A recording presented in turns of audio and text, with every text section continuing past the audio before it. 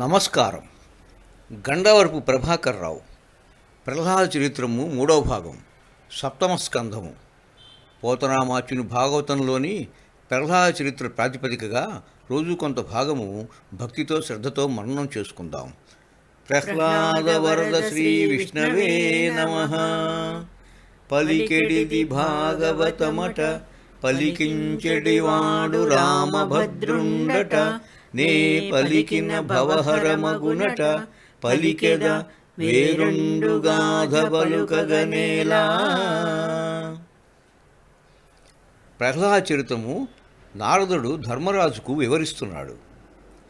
ప్రహ్లాదుని చంపమని తండ్రి అయిన హిరణ్యకశిపుడు తన భటులను పంపాడు అని నారదుడు ధర్మరాజుతో చెప్పగా, ధర్మరాజు, నారద మహర్షి లోకంలో తల్లిదండ్రులు తమ పిల్లలు తెలియగలవారైనా కాకపోయినా రక్షిస్తూ ఉంటారు. తెలియకపోతే బుద్ధి చెప్పి సర్దిద్దుతారు. పిల్లలను ప్రేమతో పెంచుతారు, అంతేగాని శత్రుత్వం చూపించరు కదా. ఇలా ఎక్కడా జరగదు, వినం కూడా. అలాంటిది బహు సౌమ్యుడు, లోకాన్ని పావనం చేసేవాడైన కొడుకును ఏ తండ్రి మాత్రం బాధిస్తాడు? అలాంటి వాణ్ణి హింసించటానికి హిరణ్యకశిపునికి మనసులా ఒప్పింది అని ధర్మరాజు నారదుడిని అడిగాడు.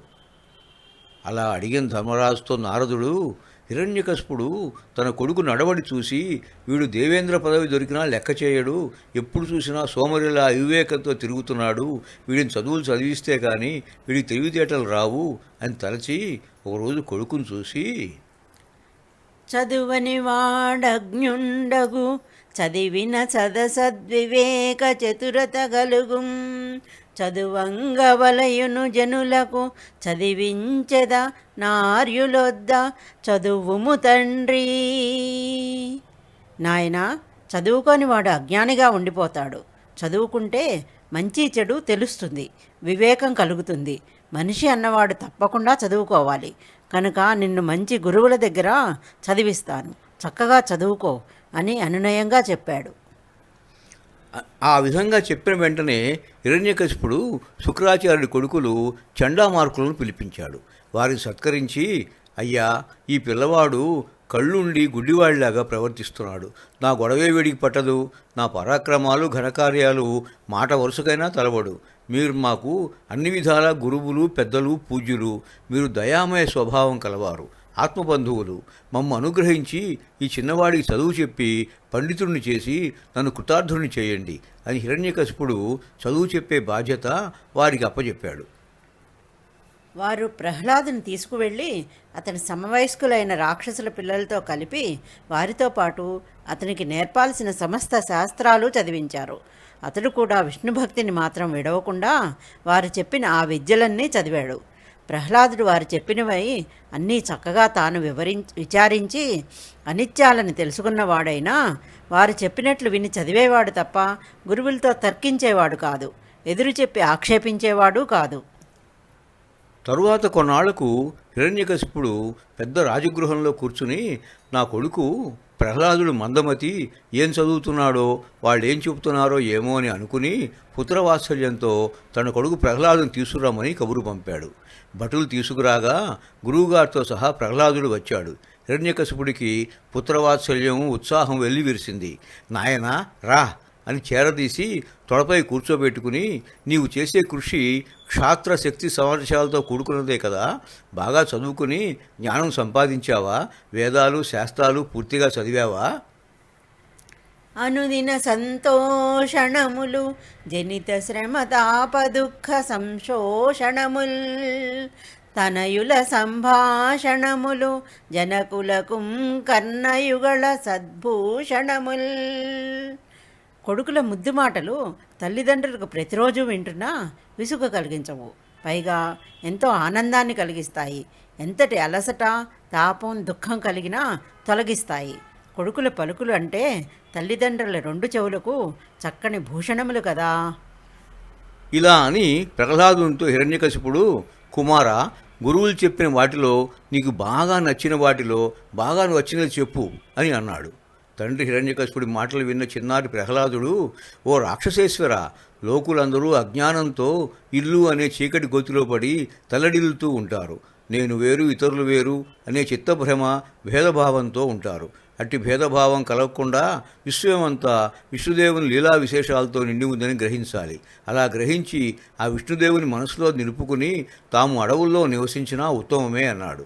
ఇలా తన శత్రువైన హరి గురించి మాట్లాడుతున్న కొడుకు సల్లాపాలు విని ఆ రాక్షసరాజు హిరణ్యకశిపుడు నవ్వుతూ ఇలా అన్నాడు: ఎట్టాడిన నట్టాడురిట్టిట్టని పలుక నిరుగరితరుల శిశువుల్ దట్టించి ఎవరేమని పట్టించిరో బాలకునకున్ పరపక్షంబుల్. మిగతా వాళ్ళందరి పిల్లలు ఎలా చెప్తే అలా వింటారు, ఎదురు చెప్పనే చెప్పరు. చిన్నపిల్లవాడికి శత్రుపక్షానికి అనుకూలమైన వాదాలు ఎవరు ఇంత గట్టిగా ఎక్కించారో అని అనుకున్నాడు హిరణ్యకశిపుడు. ఓ ప్రహ్లాద కుమారా, చూస్తుంటే ఇదంతా నాకు వింతగా ఉన్నది. ఇలాంటి బుద్ధి నీ అంతటి నీకే కలిగిందా, లేక పరాయి వాళ్ళు ఎవరైనా ఎక్కించారా, లేక నీ గురువులు రహస్యంగా నేర్పారా? విష్ణువు మన రాక్షసులకు ఎంతో ద్రోహం చేసినవాడు. అతనిని కీర్తించకు, అతని పేరు కూడా తలుచుకోకు. కుమారా, నీవు ముందు ముందు చేయవలసిన పని దేవతలను పారద్రోలటం, ఇంద్రుని పట్టి చావబాదటం, సిద్ధులను బాగా వేధించటం, మునీశ్వరులను బాధించటం, లేదా యక్షులు, కిన్నరులు, గంధర్వులు, పక్షిరాజులు, నాగరాజులను చంపడం కానీ చెయ్యాలి. ఇలా చేయటం మన ధర్మం. అది మానేసి హరి అంటూ గిరి అంటూ అజ్ఞానం అనే అంధకారంలో ఎందుకు మూర్ఖుళ్ళా చెడిపోతున్నావు? ఇలా చెప్పిన తండ్రి మాటలు విని ప్రహ్లాదుడు తండ్రి వైపు చూడకుండా గురువు చండామార్కులను చూసి జ్ఞానులు మోహం తొలగించుకొని భగవంతుని అందు ఏకాగ్ర భక్తి ప్రపత్తులతో ఉంటారు. అట్టివారికి తమపర భేదం అనే మాయామోహం అంటదు. ఆ భగవంతుడు విష్ణుమూర్తికి నమస్కరిస్తున్నాను. కొందరు అజ్ఞానంలో పడి తాము వేరు పరులు వేరు అనే భ్రాంతిలో ఉంటారు. సర్వాత్మకుడైన భగవంతుడిని ఎంత తెలివితేటలు పాండిత్యం ఉపయోగించినా కూడా తెలుసుకోలేరు.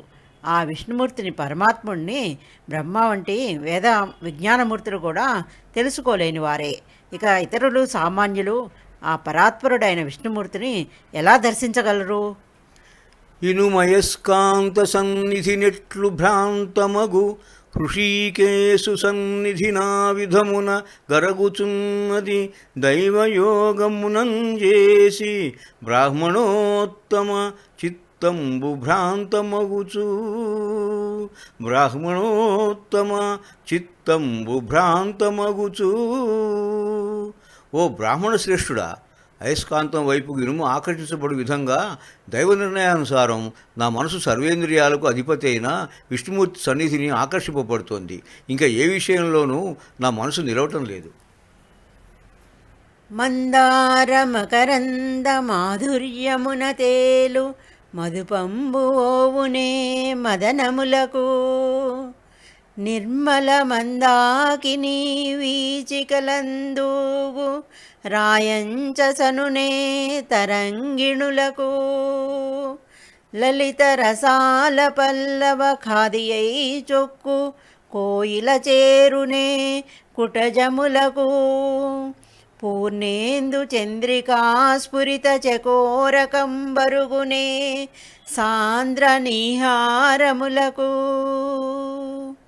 అంబుజోదర దివ్య పాదారవింద చింతనామృతపాన విశేషమత్త చిత్తమేరీతి నితరంబు చేరనేర్చు వినుత గుణశీల మాటలు వేయునేలా.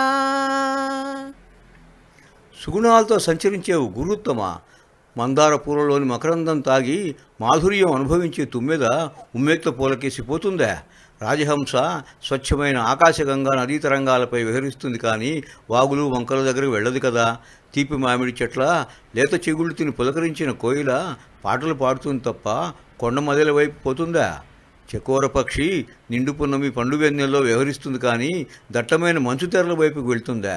అలాగే విష్ణుమూర్తి దివ్యమైన పాదపద్మాలను ధ్యానించటం అనే అమృతం కోరటంలో మాత్రమే నా మనసు పరవశించి ఆనందం పొందుతుంది. ఈ మాటలు ఎందుకు?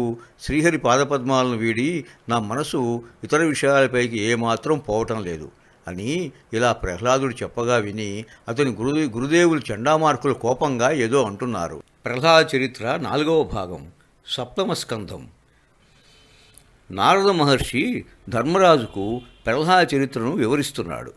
ప్రహ్లాదుడు తండ్రి హిరణ్యకశిపుని ముందు విష్ణు మహిమను కీర్తిస్తుండగా పక్కనే ఉన్న అతని గురువులు చండామార్కులు తనపై రాక్షసరాజు కోపిస్తాడని గ్రహించి ఆయన ప్రహ్లాదునితో, ఓరి రాక్షస కులానికి మచ్చ తెస్తూ శత్రువులను మెచ్చుకునేవాడా ప్రహ్లాద, నిండా 5 ఏళ్ళు లేవు, చిన్నపిల్లవాడివి, ఊరికే వాదిస్తున్నావు. మేం కష్టపడి బోధించిన శాస్త్రాల్లోని ఒక్క విషయం కూడా మహారాజుకు నువ్వు చెప్పడం లేదు. రాజుగారు ఎదుట మాకు అవమానం తెస్తావా? తనయుడుగాడు శాత్రవుడు దానవ భర్తకు వీడు, దైత్య చందనవనమందు గంటకయుత క్షితిజాతము భంగిన్ పుట్టినాడు, అనవరతంబు రాక్షస కులాంతకం ప్రస్తుతి చేయుచుండు, దండమునంగాని శిక్షలకు డాయడు, పట్టుడు కొట్టుడు ధతిన్. హిరణ్యకశిప మహారాజుకు వీడు శత్రువు గాని కొడుకు కాదు. నిర్మలమైన రాక్షస కులం అనే గంధపు తోటలో ఈ చెడ్డవాడు ముళ్ళ చెట్టులా పుట్టాడు. ఎప్పుడూ రాక్షస కులాన్ని నాశనం చేస్తున్న విష్ణువును స్తుతిస్తాడు. వీడిని కఠినంగా దండిస్తే గాని దారికి రాడు. వీడిని పట్టుకుని గట్టిగా కొట్టండి అని గురువు చండామార్కులు హిరణ్యకశిపునితో మళ్ళీ ఇలా అన్నారు. ఈ పాపని చదివింతుము నీ పాదములాన ఇంక నిపుణత తోడం, కోపింతుము దండింతుము కోపింపకుమయ్య ధనుజ కుంజర వింటే. ఓ రాక్షసేంద్ర, మా మాటలు విని దయచేసి మమ్మల్ని కోప్పడకు. మీ పాదాల మీద ఒట్టు. ఇకపై ఈ బాలుణ్ణి గట్టిగా దండించి ఎలాగైనా సరే బాగా చదివిస్తాం, మా నైపుణ్యం చూపిస్తాం అని పలికి ఆ రాకుమారుడు ప్రహ్లాదుడికి రకరకాలుగా భయం చెప్తూ గురువు అతనిని రాక్షసరాజు దగ్గర నుండి బయటకు తీసుకువెళ్ళాడు. ఒంటరిగా ప్రహ్లాదుని కూర్చోబెట్టి ఏకాంతంగా చండామార్కులు తమ చాతుర్యం అంతా చూపి ప్రహ్లాదునికి వాళ్ళ సాంప్రదాయం ప్రకారం అనేక విద్యలు ఏకాంతంగా చెప్పాడు. ధర్మశాస్త్రం, అర్థశాస్త్రం, కామశాస్త్రం ఎడతెగకుండా బోధించాడు. అనర్గళమైన తెలివితేటలు అమరేలా ఆయా విషయాలను అనేకసార్లు వల్లింపజేశాడు. అంతేకాకుండా చండామార్కులు శిష్యుడు ప్రహ్లాదుడికి సామదాన భేద దండోపాయాలను, వాటిని ఉపయోగించే సమయాలు, విధానాలు బాగా వివరించి చెప్పారు. అన్నీ బుద్ధిగా చదువుకున్నాడు అనుకున్న తర్వాత అతని తల్లి వద్దకు ప్రహ్లాదుని గురువు తీసుకువెళ్ళి ఆమె సూచన ప్రకారం మరలా హిరణ్యకశిపుని వద్దకు తీసుకువెళ్ళారు. నాయనా ప్రహ్లాదా, ఇవాళ మీ తండ్రి గారి దగ్గర మేం చెప్పిన చదువులకు వ్యతిరేకంగా చెప్పకు. గొప్పవైన ధర్మశాస్త్రం, అర్థశాస్త్రం, కామశాస్త్రాల్లో అడిగినవి జాగ్రత్తగా మర్చిపోకుండా చెప్పు. మేం చదివిన నీతి పాఠాలు తప్పించి వేరేవి మాట్లాడకు. మన విరోధి విష్ణుమూర్తి మాట మాత్రం ఎత్తకు. దుష్టమైన ఆ విష్ణుని నడవడికలు, కథలను గురించి మాట్లాడవద్దు. మర్చిపోకు నాయనా అని గురువులు ప్రహ్లాదుడిని బుజ్జగించి హిరణ్యకశిప మహారాజు ఆస్థానానికి తీసుకువచ్చారు.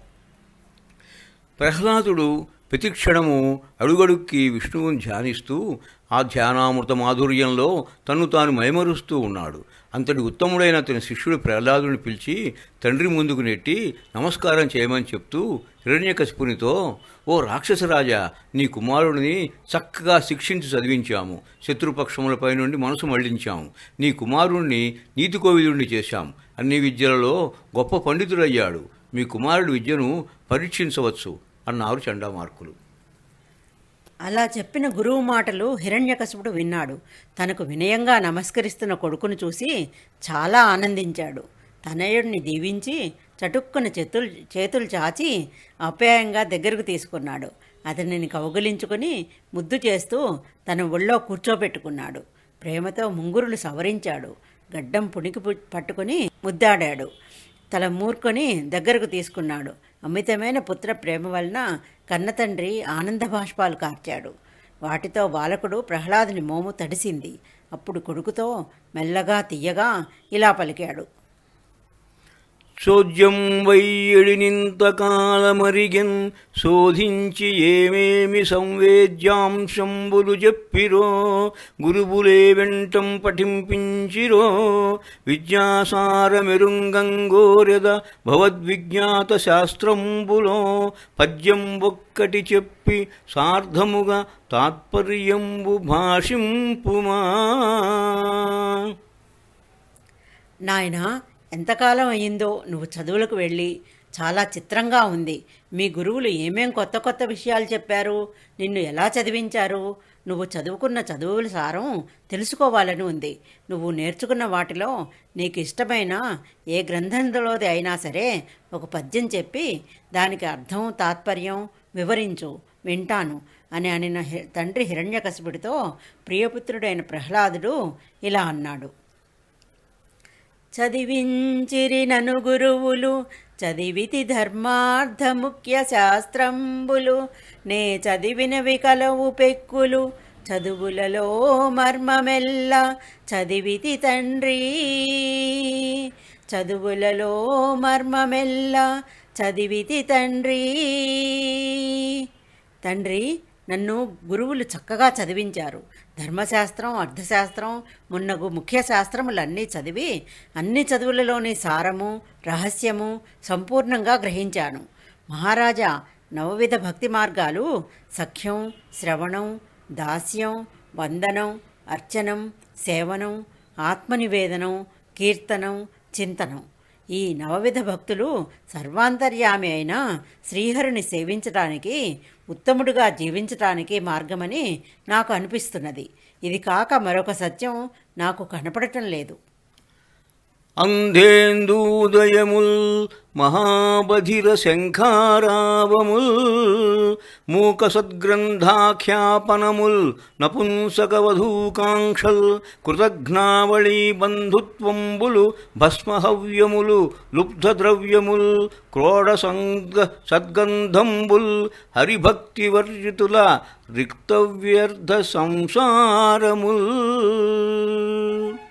లోకంలో గుడ్డివాడికి వెన్నెల నిరుపయోగం, చెవిటివాడికి శంఖధ్వని వినపడదు, మూగవాడికి గ్రంథ వ్యాఖ్యానం సాధ్యపడదు, నపుంసకుడికి కాంతం మీద కోరిక ఫలించదు, కృతజ్ఞుడికి బంధుత్వం కుదరదు. బూడిదలో పోసిన హోమద్రవ్యాలు నిరుపయోగమైనవి. పిసిని కొట్టివాడికి సంపద పనికి వచ్చేది కాదు, పందికి పన్నీరు వంటి సువాసనలు తెలియనే తెలియవు.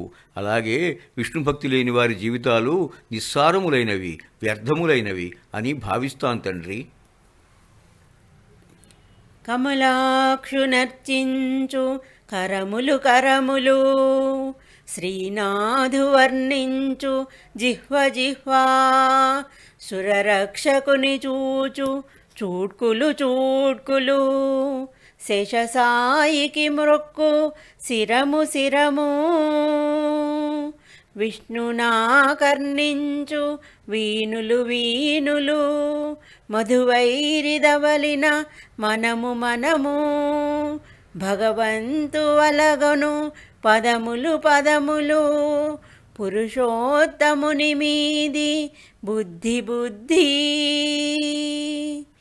దేవదేవుని చింతించు దినము దినము చక్రహస్తుని ప్రకటించు చదువు చదువు. కుంభినీధవు చెప్పెడు గురుడు గురుడు తండ్రి హరిజేరుమనియడి తండ్రి తండ్రి. తండ్రి, కమలాల వంటి కన్నులు గల ఆ విష్ణుమూర్తిని పూజిస్తేనే అవి చేతులు, శ్రీపతి అయిన విష్ణుదేవుని స్తోత్రం చేస్తేనే అది నాలుక, దేవతలను కాపాడే హరిని చూసేవి మాత్రాలే చూపులు. ఆదిశేషుని పానుపుగా గల నారాయణునికి మొక్కేదే మాత్రమే శిరస్సు, విష్ణు కథలు వినే చెవులే చెవులు. మధు రాక్షసుని చంపిన హరియందు లగ్నమైతేనే చిత్తము. పరమ భగవంతుడైన ఆయనకు ప్రదక్షిణలు చేసేవి మాత్రమే పాదాలు. పురుషోత్తముడైన ఆయనను భావించే బుద్ధే బుద్ధి. ఆ దేవుళ్లకే దేవుడైన విష్ణుమూర్తిని తలుచు దినమే సుదినము. చక్రాయుధం ధరించు ఆ నారాయణుని గాథలు విషదపరచు చదువు మాత్రమే సరైన చదువు. భూదేవి భర్త అయిన గోవిందుని గురించి బోధించేవాడే గురువు. విష్ణుమూర్తిని సేవించమని చెప్పే తండ్రే తండ్రి, కానీ ఇతరులు తండ్రులు కాదు కదా. ప్రహ్లాదుడు ఇంకా ఇలా చెప్తున్నాడు. కంజాక్షునకుంగాని కాయంబుగాయమే పవన కుంభిత చర్మ భస్త్రిగాక వైకుంఠు మొగడని వక్త్రంబు వక్త్రమే ఢమఢమధ్వనితోడి ఢక్కగాక హరిపూజనములేని హస్తంబు హస్తమే తరుశాఖ నిర్మిత దర్విగాక కమలేసు చూడని కన్నులు కన్నులే తనుకుట్య జాల రంధ్రములుగాక చక్రిచింతలేని జన్మంబు జన్మమే తరళ సలిల బుద్బుదంబుగాక విష్ణుభక్తి లేని విబుధుండు విబుధుడే పాదయుగముతోడి పశువుగాక. విష్ణుమూర్తిని సేవింపని శరీరం కూడా ఒక శరీరమేనా? కాదు. అది గాలితో నిండిన కొలిమిలో గాలి కొట్టడానికి ఉపయోగించే ఒక తోలు తిత్తి మాత్రమే. వైకుంఠవాసుడైన హరినామం కీర్తించని అది నోరా? కాదు కాదు, ఢమఢమ అను మ్రోగు వాద్యం మాత్రమే. హరిని పూజించని అది చేయి అవుతుందా? కాదు, అది ఒక కొయ్య తెడ్డు మాత్రమే. శ్రీపతిని చూడని కన్నులు కన్నులా? అవి ఈ శరీరం అనే గోడకి ఉన్న కిటికీలు మాత్రమే. విష్ణుమూర్తిని ధ్యానించిన జన్మ కూడా ఒక జన్మమేనా? అది క్షణికమైన నీటి బుడగ అని అంటూ చివరగా ప్రహ్లాదుడు వైష్ణవ భక్తి లేని పండితుడు 2 కాళ్ల పశువు తప్ప వాడు పండితుడు కానే కాదు అని స్పష్టంగా చెప్పాడు. ఈ విధంగా విష్ణుభక్తి ఒకటే తరుణోపాయం అంటూ ప్రహ్లాదుడు నదురు బెదురు లేకుండా చెప్తున్న పలుకులు తండ్రి హిరణ్యకశిపుడి చెవులకు పదునైన ములుకుల్లాగా గుచ్చుకున్నాయి. అతను కోపంతో ఉలిక్కిపడ్డాడు. కణతలు అదిరాయి. పళ్లతో పెదవులు కొరుకుతూ ప్రహ్లాదుడికి చదువు చెప్తున్న చండామార్కులతో, అయితే వీడికి నేను వద్దన్న శత్రుపక్షం విషయాలు నేర్పారన్నమాట అని హూంకరించాడు, గద్దిస్తున్నాడు. ఓం నమో నారాయణాయ. స్వస్తి. గండవరపు ప్రభాకర్ రావు. అరుణ. నమస్కారం.